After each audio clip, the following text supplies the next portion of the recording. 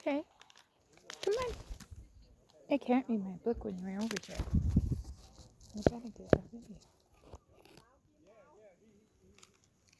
Oh, this bird who thinks we are friends, and we are. It's true. I love nature, so I'm friends with all of it. I'm trying to read this book at this very special spot. You can't take it out of my hands. That makes me crazy. You're really sweet. You are so sweet. Oh, I'm sorry. There's such huge chunks of nuts. I know. We gotta read my book, and I'll give you some more, okay? That little birdie right there just took all my snacks for my morning snack book read for Sunday morning reading. Hi, baby. I see you there. You're really sweet. You can hop in the tree. Hop in the tree. Hop in the tree. It's super cute. He's so, I don't know if it's a he or a she. I'm gonna have to have my friend John help me out with that. Look, John. I'm sorry. I know not to feed him chocolate or sugar, but I can't help it. He's eating my bar. Anyway, Sunday book read. You Are Special by Max Lucado. This book was given to me at a tumultuous time of life, and it came from a very, very dear friend of mine. Her name is Sarah Grange. Now it was Nor. Sarah Grange. She's a very dear soul. Yeah, and I come to this lake all the time for everything. I sing the anthem here for recording. Anyway, these birds keep hanging out with me, and I'm going to read this book, You Are Special by Max Lucado, for Sunday reading. My boys are still at their dad's, but they're coming home early, so I'm getting this all set up.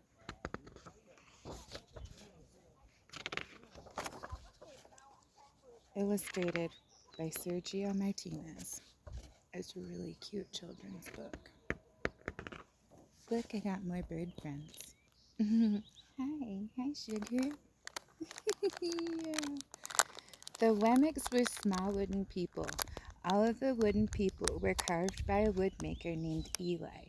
His workshop sat on a hill overlooking their village. Each Wemmick was different. Some had big noses. Others had large eyes. Some were tall. Others were short. Some wore hats. Others wore coats. But all were made by the same carver, and all lived in the village.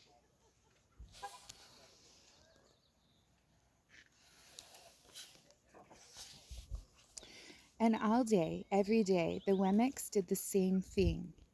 They gave each other stickers. Each Wemmick had a box of golden star stickers and a box of gray dot stickers.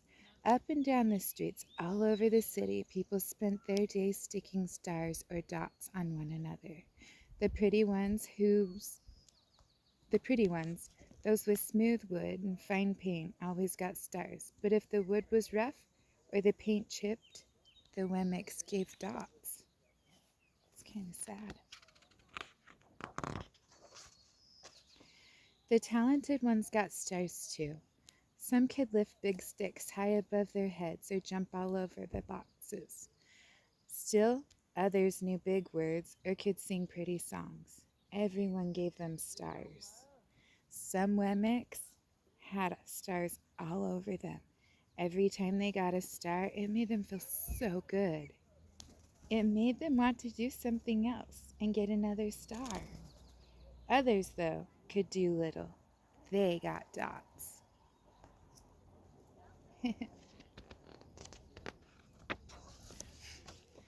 Punchinello was one of these. He tried to jump high like the others, but he always fell, and when he fell, the others would gather around and give him dots.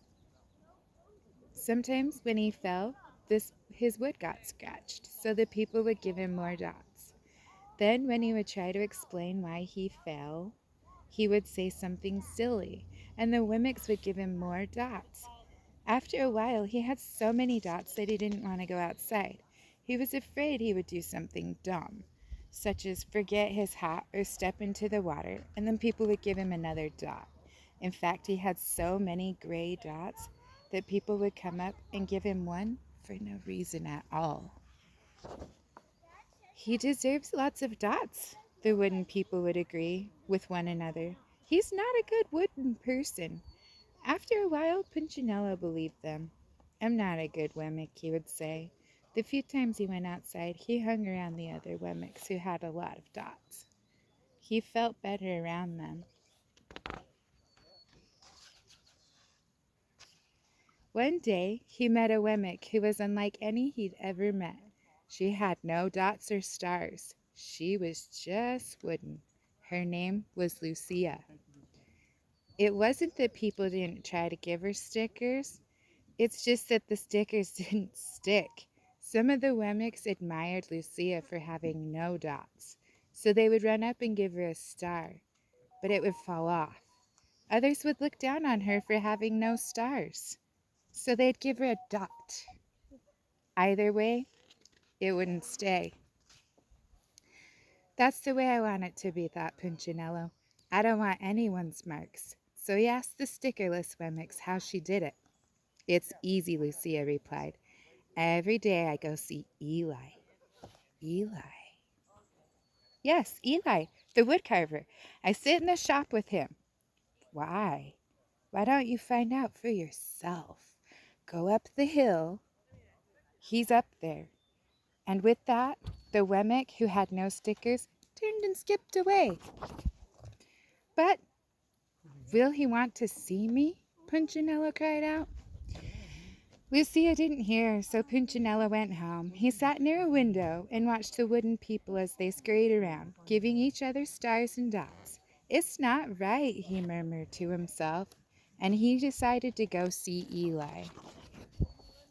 He walked up the narrow path to the top of the hill. He stepped onto the big shop. His wooden eyes widened at the size of everything. The stool was as tall as he was. He had to stretch to his tiptoes just to see the top of the workbench. A hammer as long as his arm. Punchinello swallowed hard. I'm not staying here. And he turned to leave. Then he heard his name. Punchinello! The voice was deep and strong. Punchinello stopped. Punchinello, how good to see you. Come and let me have a look at you. Punchinello turned slowly and looked at the large bearded craftsman. You know my name? The little Wemmick asked. Of course I do. I made you. Eli stooped down and picked him up and set him on the bench. The maker spoke thoughtfully as he looked at the gray dots. Looks like you've been given some bad marks. I didn't mean to, Eli. I really tried hard. Oh, you don't have to defend yourself to me, child. I don't care what the other Wemmicks think. You don't? No, and you shouldn't either. Who they are to give stars or dots. They're Wemmicks just like you. What they think doesn't matter, Punchinello. All that matters is what I think, and I think you're pretty special. Punchinello laughed. Me? Special? Why? I can't walk fast. I can't jump. My paint is peeling. Why do I matter to you? Eli looked at Punchinello, put his hands on those small wooden shoulders, and spoke very slowly. Because you're mine. That's why you matter to me. Punchinello had never had anyone look at him like this, much less his maker. He didn't know what to say. Every day I've been hoping you'd come, Eli explained. I came because I met someone who had no marks, said Punchinello. I know. She told me about you. Why didn't the stickers stay on her? The maker spoke softly, because he's decided that what I think is more important than what they think. The stickers only stick if you let them. What?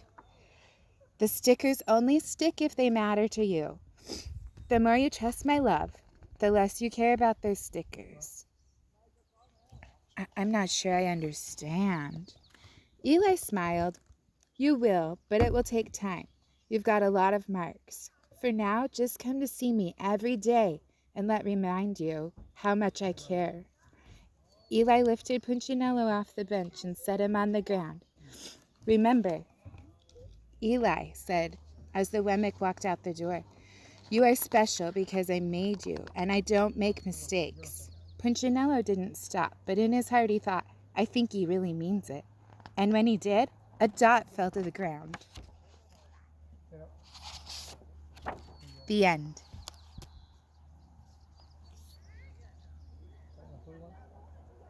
Ready? I'll tell you.